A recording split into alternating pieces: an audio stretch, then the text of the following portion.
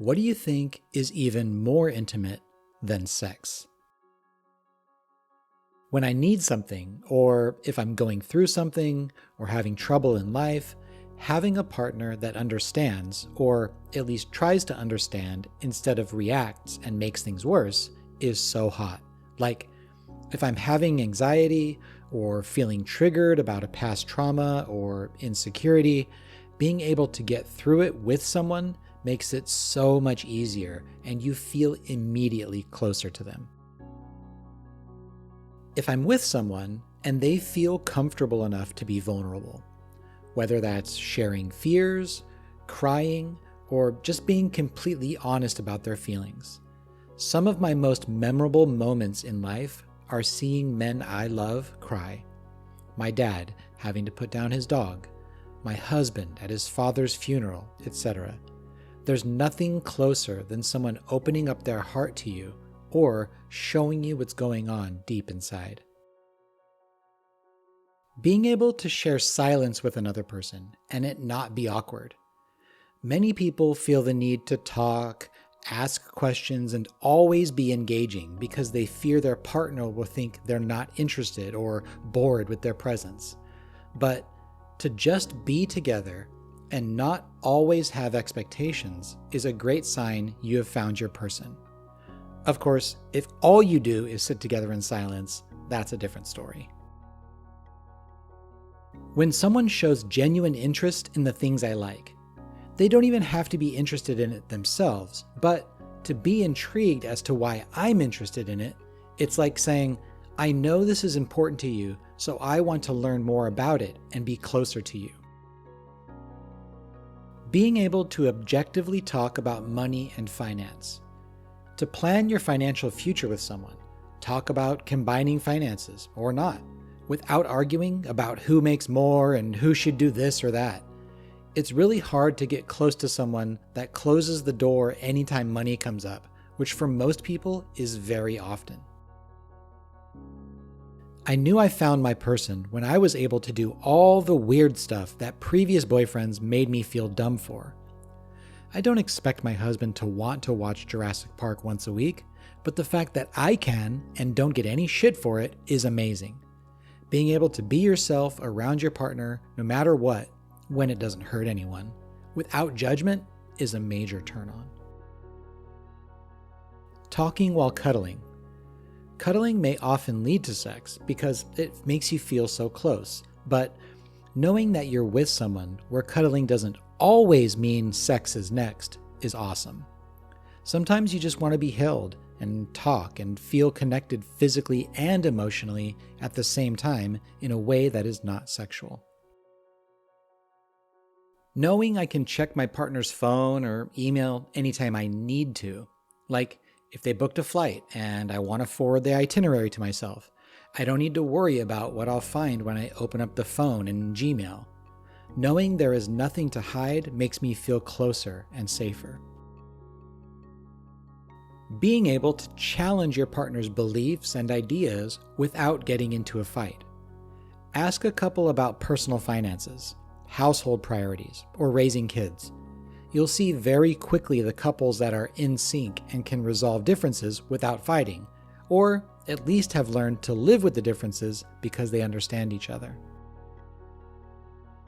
Nothing makes me feel closer to my wife than after something is said or done at a social event, being able to look at her across the table, say nothing to each other, and know exactly what we both want to laugh about. Or when we can share an inside joke, both of us laugh our asses off and everyone just stares. Participating in music together.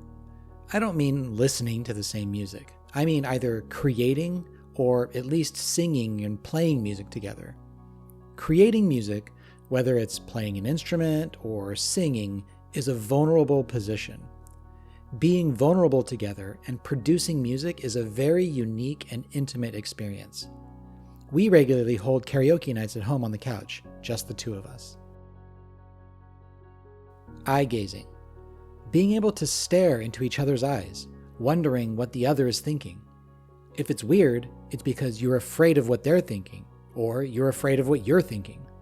When you look into someone's eyes, you see the person inside.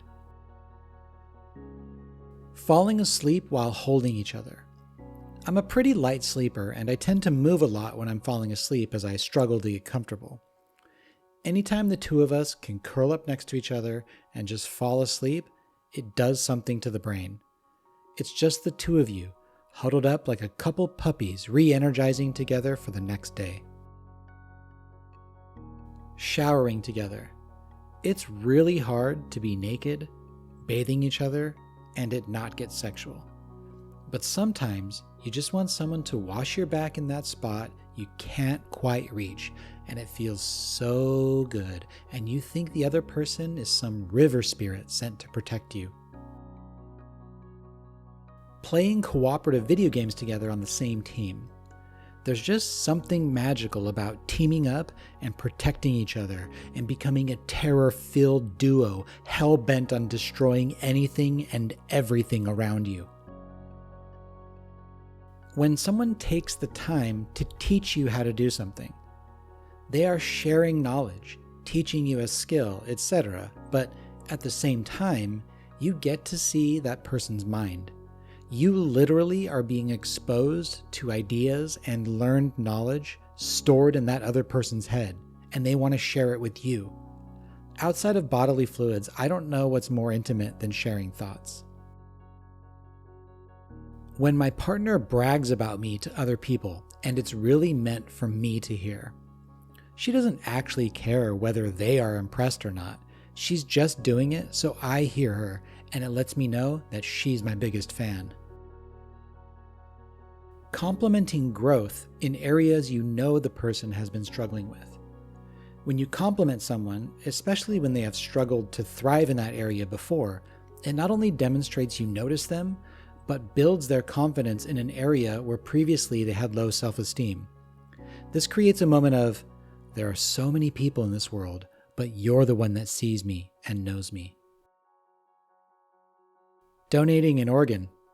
Oh, you've swapped spit with a bunch of people? Well, that guy right there, he has my kidney. Showing empathy. When someone is going through life and having a hard time, if you can empathize or show solidarity with them, you will create a deep, intimate connection.